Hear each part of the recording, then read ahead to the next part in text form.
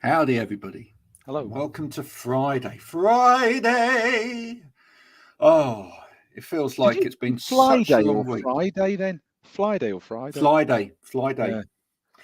The day of the week where you fly off to do you know what? I want to fly off at the moment, somewhere warmer, because it's just not picked up the weather this year, is It's it? just wet. Every day just seems to be wet. It's horrible. not particularly cold. You just look out and it's like flipping raining again, isn't it? So I'm still drinking tea at this time of year. By now, this should be something colder with a slice of cucumber in it, but it's not. I was thinking you were going to say I'm still drinking the brew from 8:30 this morning because you haven't actually stopped, and it is genuinely cold because it's just 3.5 hours later. I may have done that. Welcome one and all to Wow Ergonomics, your Friday feast of all things office culture, and maybe some ergonomics as well. And we might even talk about the fact that Everton had a bad game. No, we won't. We won't go there. Who are you upsetting? Who's the Everton fan? Who are you going to upset with that? No, there's some very. I don't want to upset any Everton fans because I feel they've had a really rough time. They're upset enough. We don't need to put them. They really are. But we have a wonderful guest today. So we're going to now. You know that this is sponsored by Back at Elkhuizen. So we're going to remove this here around us. Yeah. So the pale yellow one. The pale yellow makes us all feel quite queasy, and we'll make room for Mr. Richard Uridge. Did you? It's making me feel a bit jaundiced, actually. It does, doesn't it? It kind of sends you in that kind of direction. Yeah. Did you like the poster that I did for this particular show? So I found a lovely photo of you. What era was that? 1832, I think. That recent. Stevenson and the rocket was invented. Well, it was an era when I had hair, clearly, so I can't remember back that far. That picture was possibly taken in the late 80s, maybe the early 90s. But yeah, he was a handsome brute, wasn't he? He was really, really wonderful.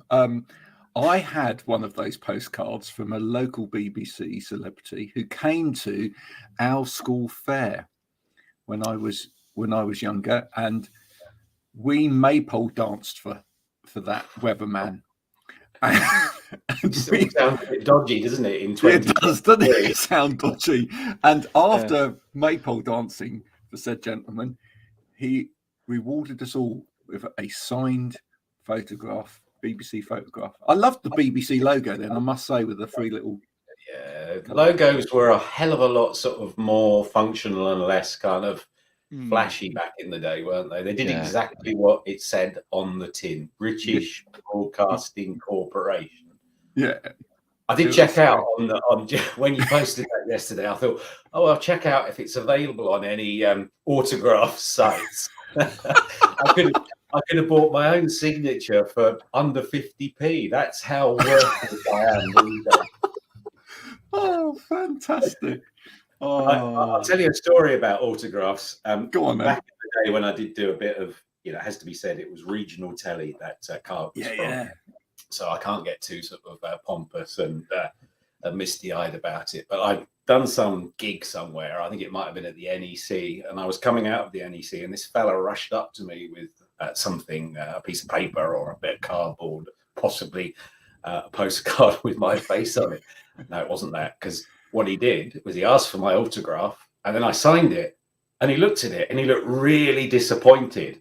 And I said, "Are you all right?" He said, "Oh, you're not who I thought you were." Brilliant. And I can't remember who he thought I was, but what I do remember is that who he thought I was like proper famous and proper handsome, and he just looked really, really crestfallen. I'm sure when he got round the corner, he just ripped the postcard into shreds and threw it over his shoulder. Had he kept it, he'd have been 50 pence better off, wouldn't he? Yeah, 50 pence up by now.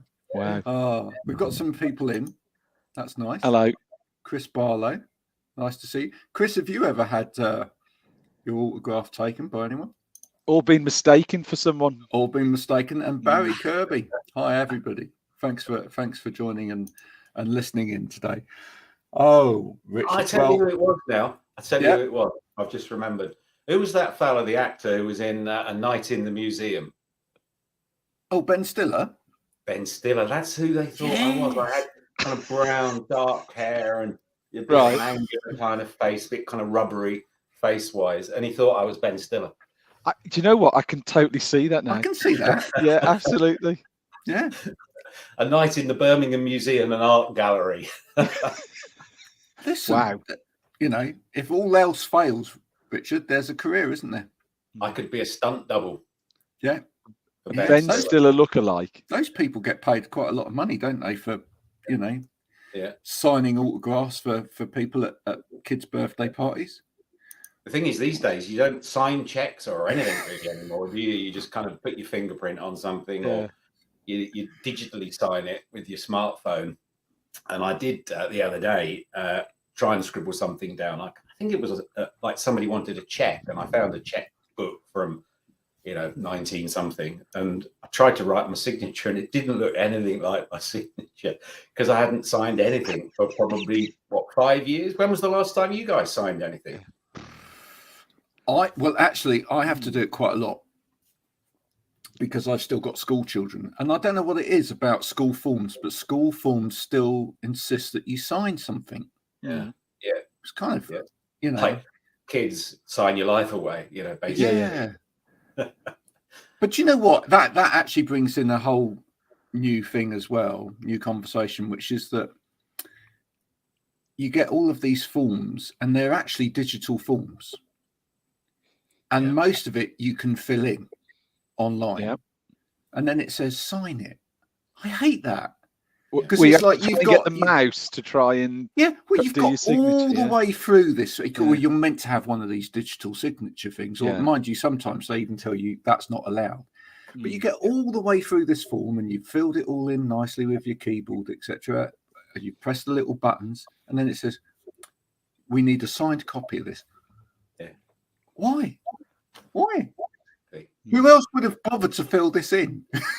or when an Amazon driver or a DPD driver comes and they've got those little handheld devices, and they take a snap of the parcel they've just delivered you, to hopefully show that they haven't shaken it up and the contents aren't all broken. Actually, this is DPD and Amazon. They're really good, the drivers that come to our place. You have to sign on the screen, and then they hand it to you upside down, and you're trying to sign on the screen with your finger, and you look at it and you think, this looks like a spider's died on it looks like, remember Scions, those old very uneager. Oh, that you used to keep you used to keep addresses in and stuff like that. That's right. Oh, yeah, like a big oyster that opened up like that, didn't it? And you kind of horrible things. You're taking me back to. I wanted. This is a little bit ergonomics, right? Okay, we're watching. I wanted. Yeah, I'm gonna make this segue happen. All right. I wanted for ages one of those Nokia communicator phones. Now, Richard, you probably know what I mean. It was huge. It was like this long, and it opened up completely. Yeah. Right. That's it. I had a Nokia. I'm still, I think, perhaps quite an early adopter of that technology. So I had a Nokia. Before that, I had a Scion and probably two or three. I got rid of them all a couple of years ago because you have like drawers full of old batteries and charger leads, and in my case, a couple of Scions and a Nokia brick.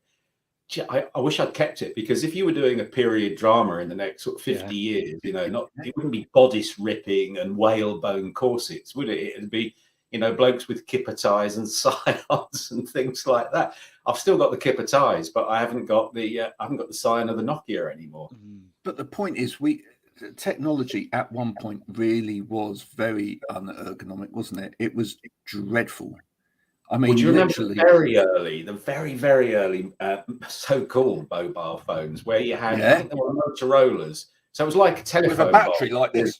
With a brick attached to it, or a stack of bricks attached to it. And the ergonomics was that, you've got this hand free for the handset, but the other one's kind of stretched like a simian arm down towards the floor by the weight of the battery. And there were a whole heap of people walking around the office like that, sort of wearing the fact that they got a stiff neck.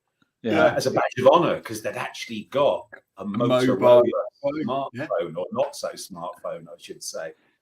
So early TechNet can go back to the early late TechNet 80s. Goes right back to phones. My friend had one. He worked for a film company in London called The Mob, and because of that, he had to have the latest tech.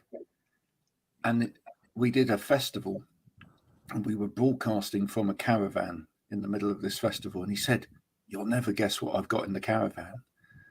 And it was a mobile phone. And I'd never seen a mobile phone before. It was remarkable. I'd seen my dad's phone in the car. I thought that was amazing. Yeah. Right. But this mobile phone, but as you say, it was literally a car battery attached to a phone. Hugely heavy. And then there was that. It's funny how with technology, there are certain bits of technology that kind of, you think they're going to be brilliant, but they become obsolete almost straight away. So pagers, apart from the emergency services, initially people carried around a pager, and then they got that buzz, and then they went just to an ordinary phone, to a landline, and made a call. It was a bit kind of pointless, really. Oh my goodness, you're reminding me. You're reminding me. Important. My dad had a pager. My dad had a pager when he worked at Quaif Paper in Wembley, and then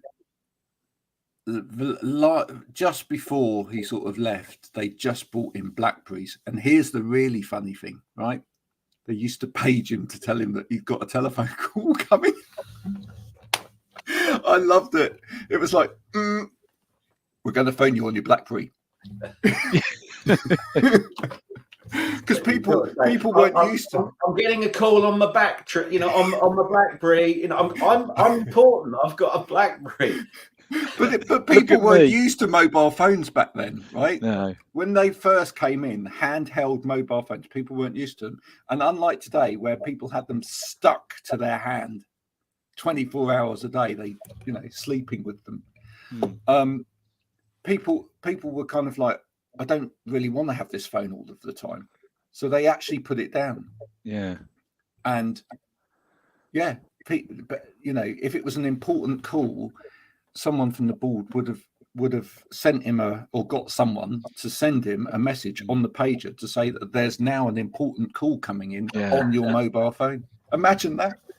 Stephen will know the answer to this, but if I pick up my phone here and if it's first thing in the morning, I'm like most people, aren't I? First thing you do in the morning, your phone's upside down on the bedside table. It's off, of course, because you don't want to get, the brain waves keeping you awake. But you turn the phone on and you just check a few emails. They might be important. They rarely are. Perhaps look at the headlines on the BBC or the Guardian, in my case, website, because I'm a bleeding heart liberal lefty. But before long, you've been holding your phone, sort of like you've got the covers tucked up to here, and because it's cold, like you were saying at the start of the program. It's supposed to be, late spring, but it's not even, late winter yet. It feels Baltic out there. So you're kind of doing this with your phone. And literally, I can feel the pins and needles in my hand. I cannot feel anything from the elbow up. And that's only 10, 15 minutes of early morning web browsing on a smartphone. So what is that doing for my physiology, do you reckon? Nothing good. And it's funny enough, Richard, as you've said that, I've noticed Barry's come in with a comment there, Graham, and if you can sort of flag that one up. Yeah, I like that one. Just sort of, and it sort of ties in nicely with what Richard was saying there about smartphones. As Barry said, to be fair, modern smartphones are not really that ergonomic, a big fat square. We can keep programming it better. I mean, it's funny, I've just done this exhibition this week, and I'll probably get into that in some of the show a bit later on, but we were talking around technology, etc. And it was one of the things that we did sort of say, me and a few of the facilities managers who I was talking to, saying it's the one area that's not really been tackled. We've addressed we've looked at laptops, we looked at PCs. I'm talking from an ergonomic perspective. We've done PCs, we've done laptops, we've got tablets, we're doing things. Where do we go with mobile phones? I mean, is it possible to go with mobile phones? I mean, it's an area, as you say, you look around any high street, any office block, probably, school, university playgrounds, whatever it is, people are walking around, heads down, looking at phones. So, it's a sort of we're addressing a lot of the other issues, I guess from a workplace perspective, but how do we address those sort of things that people do outside of work? How do we try and introduce good ergonomics to the non-working time, I guess, is the piece. And, I'd be interested to know what Barry has to say. And it's interesting you say that, because that actually came up in a conversation I was having yesterday. And someone mentioned auto chat GPT or auto GPT, right? So there are different versions of these different AIs now, and there's, if anyone knows, there's chat GPT, and that you can feed in loads of information and prompts, and then it writes something for you. But that's not entirely connected to the internet. Okay. But there's some AIs which are connected to the drawing information. And the conversation went on to just how poor still some of the AI is in some of these devices which you shout at across the room, right? We all know what we're talking about. You play music on them, or you have it on your phone and you press the button and you go, hey Google, or hey Siri, or hey this, and then you ask it a question. My phone is lit up because you just said, hey Siri. There you go.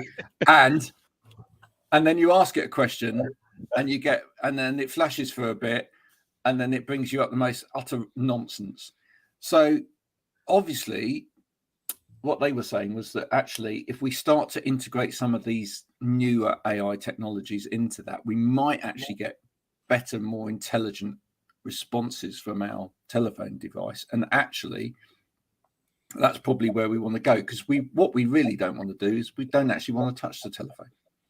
I was going to say, that's the issue, isn't it? That when I'm there in the morning, or indeed at any time with the phone, either in landscape or portrait, it's the holding it still in front of my eyes roughly, but it's probably more to do with the swiping and the typing, and it's the interface between the screen and the person, which at the moment, is our fingers. And if we can somehow cut the fingers and the arms, and therefore the shoulders and the neck and the head out of the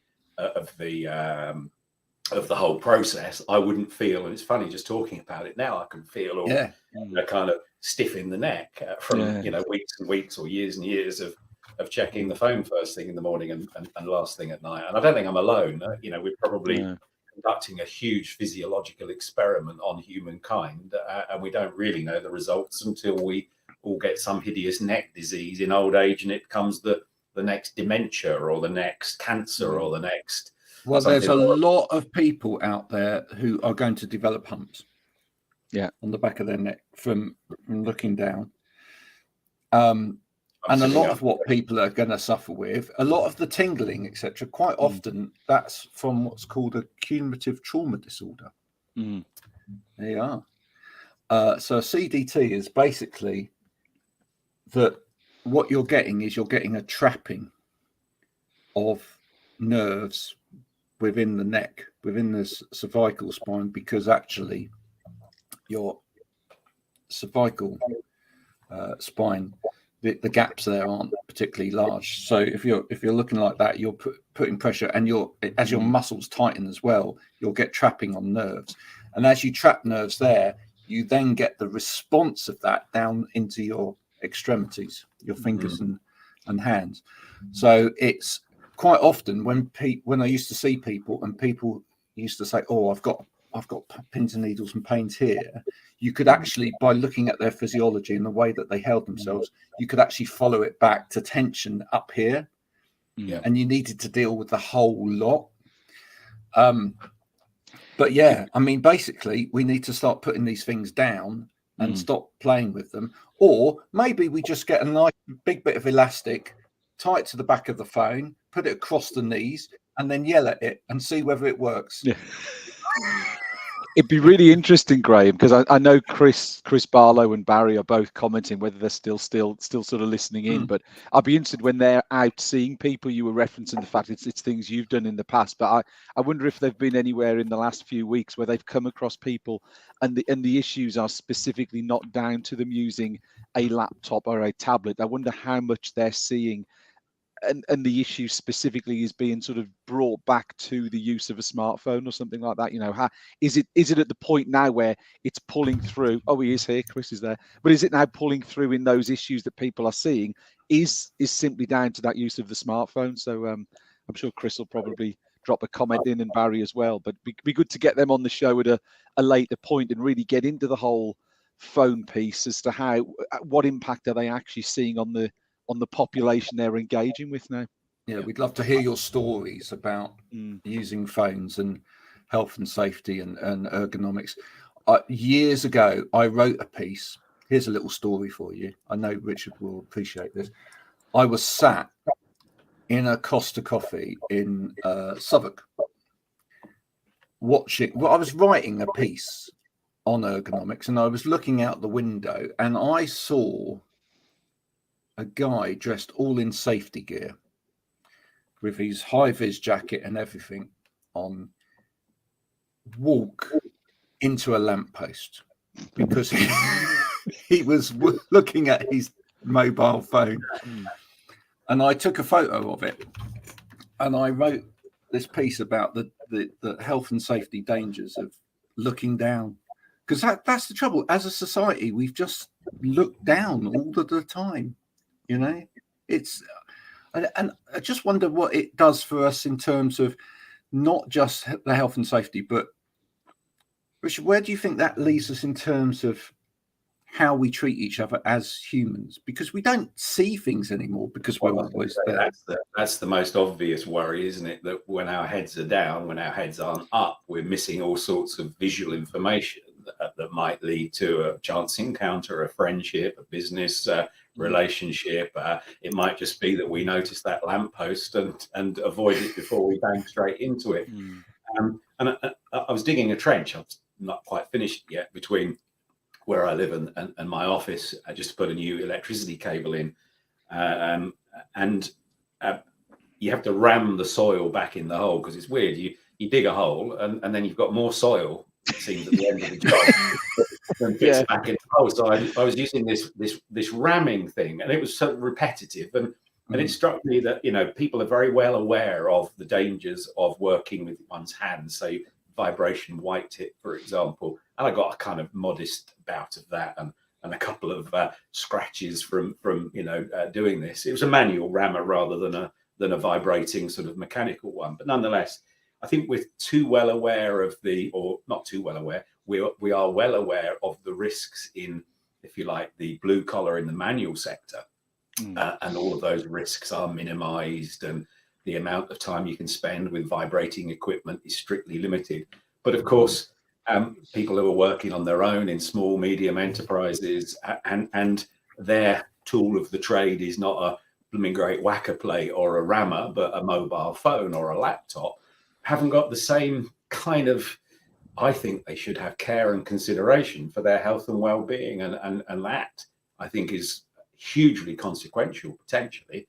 And until, as Barry says, we sort of cut the middleman out, cut the fingers out completely, and have a direct interface between our smartphone and our brains, augmented reality. And I don't think, actually, Barry's, perhaps being serious or not, I don't know, but I don't think we're far away from that, really, are we, Barry? From just sort of thinking something and then our phone kind of realizing, perhaps from an implant, that we're thinking that, and then providing us with the additional information that isn't actually already up here, but can be sucked in from the metaverse or the. Well, I think a certain gentleman that has something to do with a little blue bird wanted us to all go that way. Yeah. This is a great story. I've just read. Okay, this is another story from Chris. I had someone a couple of days ago, back and neck problems. I was there for a couple of hours giving advice and setting up new equipment. They spent all the time I was setting up the gear, staring down at their phone, watching a TV show. What made me laugh was the 50-inch TV on the other side of the room not being used. It's absolutely true. Do you know what? It happens in our house. And I have to tell the kids off for it. They sit there on their phones whilst they're watching the TV. And I'm like, are you watching the TV? There's a 55-inch TV in front of you. Oh, yeah, no, I am. I'm watching it. double screening, it's called, isn't it? Double so you're screening, chatting to your mates on WhatsApp or messaging them about Everton being really useless. Football scores, Exactly. line of duty. Yeah. Like that. Yeah, Barry says it's definitely on the development path for a few organisations. There you go. Yeah. There you Thanks, go. Barry. Yeah, I didn't mean to diss you by saying you were being light-hearted. I thought you'd be dead serious with that. And I was talking to some people yesterday from a university that's developing virtual production for the film and television and the game sector. And it's just not far away. It's scary, the computer processing power now and how it can render things that in my early days in television took literally weeks to do. It can do it in real time. And that's all really largely just down to the amazing power of modern computers. I love all of the talk of old technology and retro stuff. When you were talking earlier about throwing all of these scions and everything away, it immediately transported me to the Science Museum. I think it's the Science Museum, or it might be the Natural History Museum. There's a wall that, as you go in on the right hand side, and it literally is technology through the years. I can spend hours there going, yeah, I had that, and my kids look at me going, what? You had what? They've got a ZX80, a Sinclair Spectrum, Commodore 64. All of these wonderful things that we used to have. Amstrad computers, that we take very much for granted. Back to the university I was working with yesterday, that I was just looking at the current sort of designs and innovation coming out of that part of the UK, and then I just did a quick Google to see what copyrights, what innovations, what patents had come out of that part of the world in the past. The one that really stood out for me was the strikeable match. And you just think how transformative something as simple as a little wooden stick with some chemicals stuck to the end had been. All right. Perhaps a little outmoded now, because we tend not to, thankfully, light cigarettes with matches or with anything, hopefully, because we don't smoke, and we occasionally perhaps light a bonfire or a wood burner. But they were transformative. And I guess, kind of when you're living through it, you don't really notice. It's when you go back, as you were saying there, Graham, to the Science Museum, and you see that timeline literally laid out kind of for you to see, and you think, blimey, in my lifetime, I'm 62, I think it is. In my lifetime, we've gone from not landing on the moon, barely going on holiday on a jet airliner, to where we are now with augmented reality and neural links, as Chris has just said in the comments. So it's both wonderful and a source of great wonderment, but it's also, I think, a little bit, I use this word advisedly, I wouldn't use it normally, discombobulating. No, it certainly is. Do you know, actually, when you go to that museum, you also see like a mock-up of the moon landing. Yeah. And it tells you that the computer on board that had less memory than the Sinclair ZX81. Wow. So it had less than 1K's memory, and it landed us on the moon. That is incredibly frightening. Or did it? Oh, don't you start, Stephen. How come the flag was flapping? There's no wind up there. I like to believe that we did. I think we did. My grandma said to me, well, how do we know they landed on the moon? And then she said, and how did they know it was the moon? And I said, well, we know it's the moon because we called it the moon. It wasn't called the moon before humans came along. So I got lost in this really sort of deep philosophical discussion with a nearly 100-year-old woman.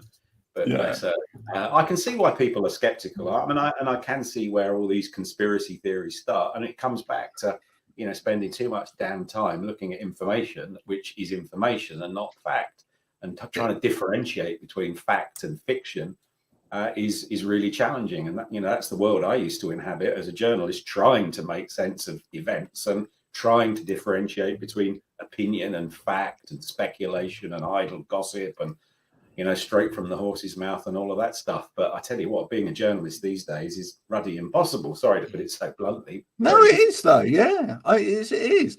Andrew Shepherd says, "What about the shadows?" Well, no, we know they exist, because I've spoken to Cliff. Or Hank Marvin. What about the shadow? Yeah, it's a good one. I like that. Oh, because some people say the shadows of where Neil Armstrong, who were the two on the moon? Neil Armstrong and Buzz Aldrin, wasn't it? And then the one in the command module who didn't get to land was that Jim Collins? I think it was. Perhaps. I can remember I don't know what age I would have been, but perhaps 13, maybe a little bit younger. And I can remember being given permission by mum and dad to sit up at night to watch this, and it was black and white.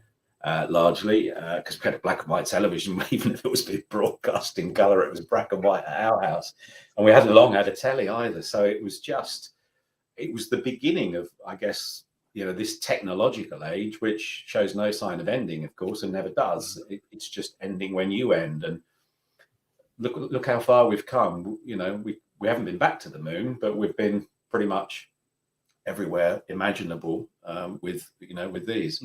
Yeah. Now, listen, you said you've got an ergonomic story, and I want you to bring that up in a minute. But I wanted to ask you, Richard, as a fellow journalist, over this last couple of years, we've had all of this talk from the media about new ways of working, which actually, in a lot of ways, already existed. Mm-hmm.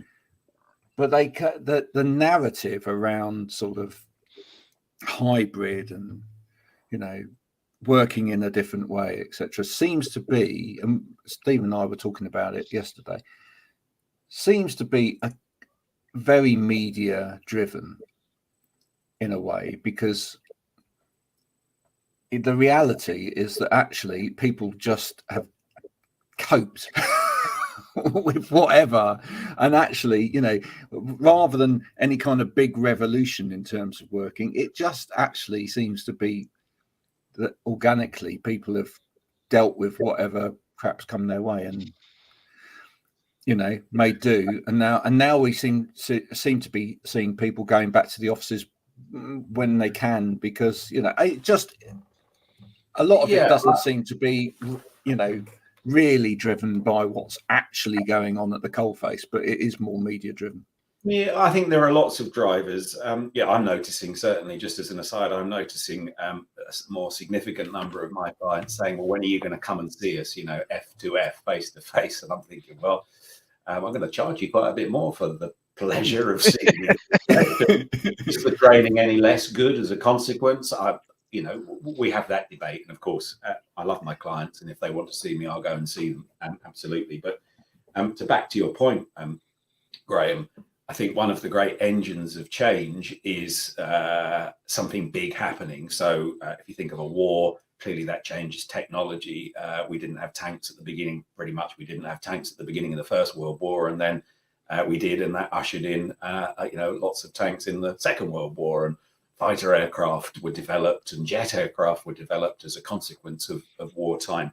So the big event that I guess has driven the change to what we might loosely call hybrid working was COVID-19 from early 2020 onwards. And like all change, it leaps forward in what appears at the time to be a revolutionary way, but actually it's just a slightly quicker part of the evolutionary change that we've been talking about one way or another, for the last 3/4 of an hour or so. And of course, the pace of change is what gives people a nosebleed, so to speak, and some resist that change. And, we're back to the office as soon as possible. The Victorian mill owner approach. If you're not at work, you're not getting paid. You got to clock on at 9, preferably 5 too, and you can clock off, but only after 1800. And I get that. Some people want to be in that kind of that type. And of course, there's a whole heap of people working with their hands that can't work remotely. If you're a bricklayer, you can't work remotely, not yet. At least, with a little bot at the other end, a robot doing the bricklaying, and you're just kind of operating it from a control room. So I think it's the pace of change that was really, really fast. And what we're doing now, a lot of people are doing now, is just kind of pulling back a little bit from the change that they felt was too quick, was too uncomfortable, or perhaps as a final point, just found, frankly, unnecessary. So there's some really good things about hybrid working, but there's some pretty lousy things as well. The lack of kind of human contact is a huge issue for some people. Yeah, no, I agree. And I just love the way that our feeds have become full of meaningless kind of drivel over all of this stuff. Oh, the other one is the 4-day working week. I just love going onto any post about the 4-day working week where someone's going, the 4-day working week, that's the answer, and going, yeah. So you want bus drivers to do a 4-day working week, do you? We'll go back to what Richard just said, the bricklayer. So you want it to take 20% longer to build a new house or a new factory or an extension or whatever you're doing. Stop trying with mankind to pigeonhole everybody into little boxes and go, this is the revolution. The media love lists, they love change, they love to be contrary wise. I mean, it does, perhaps not so much these days sell newspapers, but it gets clicks on news websites, doesn't it? Have you seen these sisters? They took a picture every year for the last 50 years. You won't believe what they look like now. And I'm thinking, no, I won't. And I'm not going to click on it because it's going to just take me somewhere I really don't want to go. I mean, there is so much rubbish out there. And I think the real challenge for the audience, in a sense, so journalists have challenges and responsibilities to warn and inform and to educate and, of course, yes, to entertain, all the way back to those principles on which the BBC was founded more than 100 years ago, whenever it was. But I think audiences now, the responsibility is on readers, viewers, listeners, web users to try to be, critical, have a critical eye, a critical ear on what they read and see. And if it seems untrue, well, then perhaps it is untrue, to interrogate the source, to compare it to other sources. Because if we suck up everything we see, we'll end up believing nothing because we're being told everything, if that makes sense. No, it does. About where that will take us, not just, ergonomically, but, psychologically. I think we're going to a very dark place if we cannot believe anything, if there's no such thing anymore as a truth that can be demonstrated and proved and tested and agreed upon. Well, that's the thing. I mean, years ago when I did my diploma in broadcast journalism, I was taught that journalism was looking for the truth. And the thing is that journalism quite often these days doesn't. It has a side. It's got an agenda and it's just trying to provide that agenda. Whereas in my day, it was like, put this part of the argument there, put that part of the argument there, start the discussion, let the people decide. It was proper. That's what journalism was. Is it too polarized now? I mean, is the written, newspapers, is it? I mean, obviously they've always swayed one way or t'other, haven't they, from centre generally, or some have just stayed in the centre ground. But you were saying there about looking through the BBC website, Richard. I flick through usually in the morning and have the front page from all the main papers is on a little section on the BBC website, but it does appear to be sort of extreme points of view. You can go from one red top to the other and they have a completely different, not even close. They're so far apart that is that what people are now using to gain interest, is having to be so different to get interest? Is that how it's now moved? Yeah, almost as if they have to shout louder. I've described it in this way in the past, that there's so much information out there. There are so many of us vying for people's attention, including the three of us here in this live stream. So, we are guilty, mea culpa. But because everybody's vying for attention, for business reasons, for personal reasons, and so on, the background noise is getting louder and louder. And do you remember old school radios when they were slightly out of tune, tranny radios? They'd be, you couldn't actually hear anything. So some people think that the best way to be heard is to shout, in a sense, not literally, but possibly literally, louder. But of course, that just increases the background noise. And my view, for what it's worth, is that if we are, as business people, as businesses, as individuals, more creative in our use of language and our use of visual language, pictures, video, as well as the words that we speak and write, well, then there is a chance, at least, still not much greater chance, but there's a chance at least that we're the ones that will be heard because we've got something interesting to say. And that's different to, I think, your point, Steve, the shock tactics that, let's say, the red tops use, which is kind of a bit of a cheap tactic, because they shout or they say something leery, or they attract us with an amazing headline, and then we actually look behind the headline and we think, well, I feel a bit dirty now. I feel a bit cheated. You like weather stories in the Daily Express. You know, if I look out the window now, it's cold and grey. According to the Express, we should be in the middle of some, you know, ridiculous heat waves that makes London warmer than Barcelona, and I think Barcelona is about 38 degrees right now. And that's really why I'm finding a growth in terms of doing this, because I still think this is where more truths can be unearthed, is where you actually put people in a dialogue situation together, and actually people are forced to not only to talk but to listen, and to maybe even twist and change their viewpoint as the conversation unfolds, because that is looking for a truth. You know, the truth, you can't put the truth out there to begin with and say this is the truth. You need to get towards the truth, and I think you do that by bringing intelligent people together and allowing the dialogue. When are they? What week are they joining? That's the comments. That's the comments.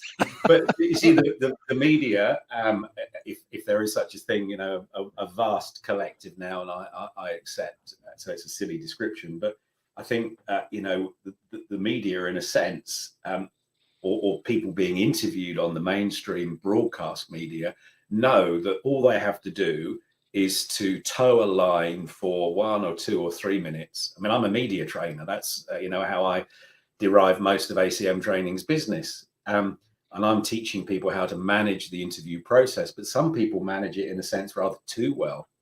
Politicians, for example, and they can spout any old nonsense. And if they can hold on to that line for 2 or 3 minutes, they know the interview's over, and that the Today program, for example, has moved on to the next story or to another guest. And it's hard as a journalist, and I've been that person as a broadcaster, to pin somebody down when you've got only 1 or 2 or 3 minutes to do so. And they can assert something as the truth, and it's really hard for you to fact check that, or for your colleagues in the gallery, the guys and girls talking to you in your ears as the interview is live, to find out and to tell you if it is an untruth or wrong, to tell you that, and for you to pick up the guess. So this long form, this is my thought process, rather long, I guess, but Graham, your point that this longer form, where there's a chance to explore a subject, whether it's ergonomics, whether it's journalism, whether it's some other aspect of daily business, is more likely, still not certain, but more likely to help you get to something that at least approximates to an agreed point of view or a truth, dare I say it. Well, absolutely. Yeah, politicians are great at deflecting, aren't they? I do love listening to politicians doing deflecting, where it's like, oh yeah, well, a great question, but the question you really want to ask me is, Graham, why is it whenever you do a politician impression, you always go Boris Johnson on us? Oh, because you know, he's probably one of the best deflectors that we've seen. Well, actually, I'm going to take issue with that. The thing about Boris Johnson, and he does annoy me. Did annoy me. He does annoy me. But he bumbles into deflection. But people say, "Oh, Boris, he's such a great communicator. He's such a great speaker." I don't think he is. I don't know why people ever thought he was a good communicator and a good speaker. Like, he spouts a bit of Latin that no one, myself included, understands, and that's supposed to be either funny or make him a good speaker. He doesn't plan his presentation. He's a great orator. Because he studied Churchill, he thinks he's a great orator. I think Churchill, you know, knew a thing or two about rhetoric, having, you know, been a classically trained scholar and understood what the ancients, the philosophers like Aristotle himself, were going on about. But I don't think Boris Johnson is anything other than, I'm probably making a political point here, I should shut up, but I think he's all smoke and mirrors, frankly, and I'm glad he's gone. Yeah. Rich, quick question, Rich. Then and you can pick one from the red side and the blue side, or the yellow side. Who are the best then at the moment? If you were to watch someone talking, who comes across best? Who's a really good presenter? If we wanted to watch someone and really see someone perform well, who would you sort of point people to look at? I'm going to sort of demur on the politics, although the longer you hear leading politicians on both sides, the more you realize that they are actually quite sort of human. So just briefly as an aside, I've mentioned Boris Johnson, so I feel as if I should mention Keir Starmer as well. I get why people say that he's a bit, loyally, he's a little bit like the Islington sort of set.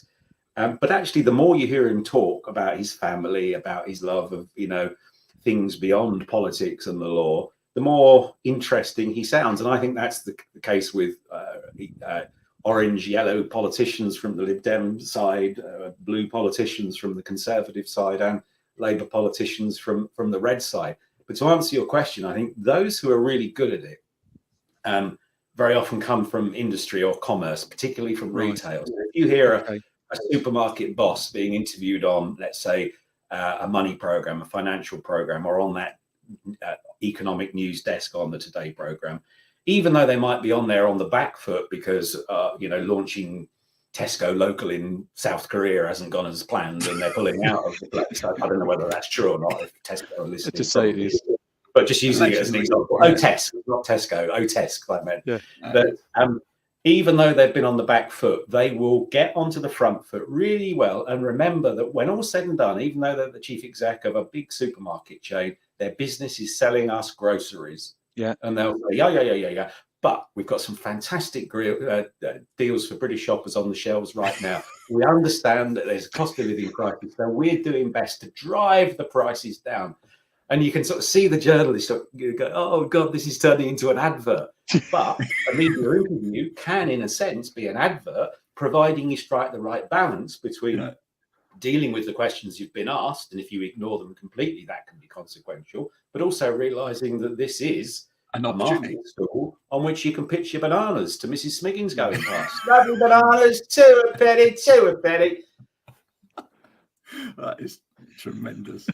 Oh, there you go. Richard, before you leave us, let's have your ergonomic story. You said you had an ergonomic story for us. Well, I do have an ergonomic story, and quick, let me press the button, because I knew at some point you'd probably want to mention pigeons.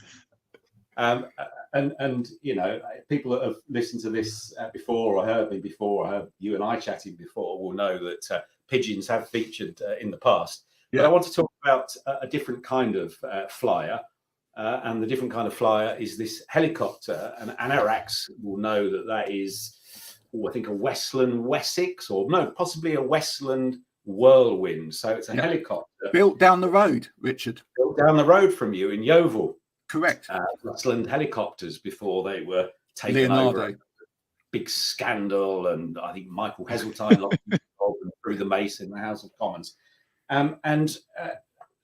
To sort of cut a fairly long story, reasonably short, when I was a cub reporter on the Reading Chronicle in Berkshire, I went to a party and I met a girl from Westland Helicopters. And, as you do, you get talking. I wasn't married at the time, so I was, a bit like that.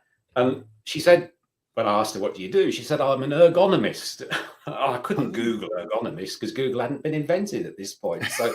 And there was no dictionary on the shelf. So I had to say, and it's quite a good chat up line, oh, that sounds interesting. What does an ergonomist do? And she said, well, if you think about it, the cockpit, so let me see if I've got a button I can press here. The cockpit is a pilot's office. And if you don't design a pilot's office well, they can't reach the important levers and buttons that they have to pull and press, or they might not be able to see a dial that tells them they're going down rather than going up.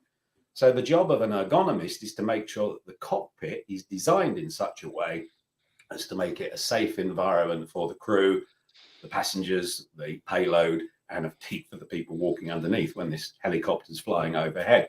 So I had this early introduction. The relationship with this ergonomist didn't work out. I think I went down to see her in Yeovil or near Yeovil, maybe once or twice, but that was enough for both of us. But there's my ergonomic story. And I often think, whenever I get on a plane, I hope the ergonomists have done a good job with the cockpit, because in all seriousness, planes have occasionally fallen out of the sky. And when they do the reporting into what happened, it is sometimes down not to a mechanical failure, but down to something in the cockpit that was confusing for a pilot who was under stress because something had happened that shouldn't have done, and then they reached for the wrong flap or the wrong button or something like that. Well, is that a good ergonomic story? It's a very good ergonomic story. It really is, because actually it explains extremely well. I've just remembered her name, actually. What Ergonomics do? He's now looking her up on. Okay. No, I'm looking on LinkedIn. I'm waiting. I'm LinkedIn poised for Richard to reveal his name. Julia. I can't remember her saying. Julia, there you go. Brilliant. LinkedIn's now going through. Julia, the economist. We're plugging AI into LinkedIn, and we're looking for a Julia who Richard once knew, who wasn't Yeovil. Yeah, Yeovil, Westlands. It's doing millions of computations just to see if we can find the right person. But no, that is a great story, because, and actually, one of the things we've talked about quite a lot recently is the fact that in this period, over the last couple of years as well, Richard, that the word ergonomic has been massively misused. And people don't understand the difference between ergonomics and ergonomic, and get very, very confused around this whole area, because everything's become ergonomic. We did a little bit of reactive content in the middle of the lockdown period with Chris Barlow. With Chris Barlow, and we looked at some of the most dreadful pieces of equipment out from various sources, but you read the description on some of these shopping websites for them, and it was like the most ergonomic chair in the world, and it was basically some cheap folding chair that cost $9.99. But put ergonomic in there, you can double the price tag, can't you? And the world's your oyster, or just that, that feeling for people that this is going to change their life. No, it's not. It's still the same crap chair. It's just that it's now got the word ergonomic in front of it. So it's something that this sector has really suffered with. Well, I think it's not just your sector. It reminds me of a tale I was telling the other day about how you can change one word and turn something from completely unappealing to an audience of, let's say, buyers, to being massively appealing. So back in the day, and still, frankly, I wear underpants, and you probably wear underpants as well. And the fellas here watching this now on LinkedIn and elsewhere wear underpants, and of course girls wear pants or knickers. But it's all pretty straightforward, isn't it? But it's really hard these days to sell just underpants. Even Y fronts aren't shifting as much. But you change one word, leave the word under there, and change the second word to armor, Under Armour, and that sounds really kind of fantastic. It sounds like I'm a knight in shining armor, riding a white charger to rescue a damsel in distress. It's just a pair of pants, for God's sake. And they're charging me 20 or 30 pounds for a pair of underpants that I could get somewhere else for probably under a couple of quid on a market stall by changing one word, pant or pants, to armor. Yeah. The biggest example of that, I think, is the word artisanal. Yeah. As soon as you put that on most food things, that's it. You double the price. Not just double the price, you can quadruple the price or more. Right? Yeah. And they did that on a TV. That's what I'm going to offer from now on. Yeah. Artisanal media training. Exactly. Organic artisanal media training. Yeah. Because Under Armour. They did it on a program, Richard. It was fantastic. You would have loved it. They went out on the street. They had a tin of 20-something p baked beans in this tin, value baked beans. And then what they did was they took the same tin and they poured it into a lovely glass jar, and they printed a nice label on the front of it, and they said it's artisanal and it's infused with smoky tomato sauce, and whatever. And they held it up to people and they said, which one would you like to try? And they all went for that one in the glass jar. And they went, well, so what would you pay for that? Oh, 20, 30p, something like that. What would you pay for that?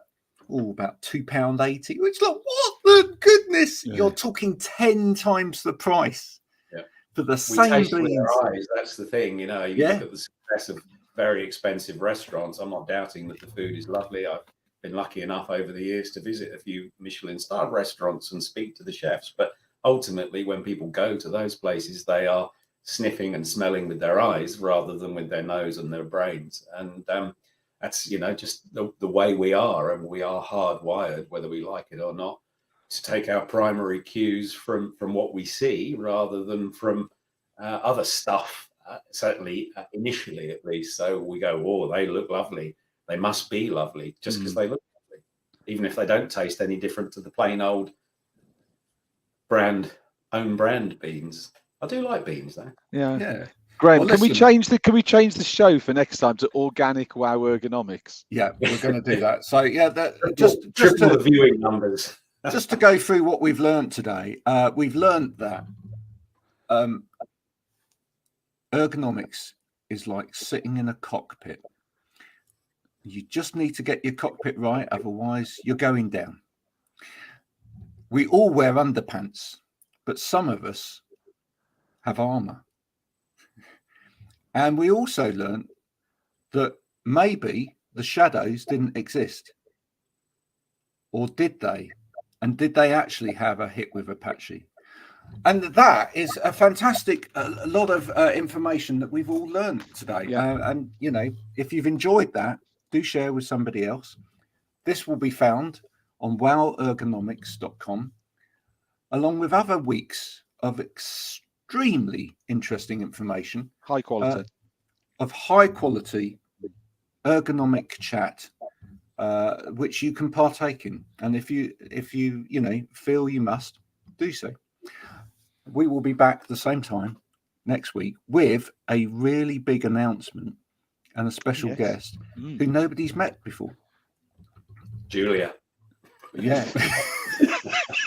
It's Siri. We've actually got Siri coming on the show. Oh, not just their alter ego that exists in the telephone. Until then, thank you so much for joining us, Richard. As ever, it's been fantastic. And thanks, Stephen, as well. Thanks, Graham. See you next week. Have a great week, everyone. Bye for now.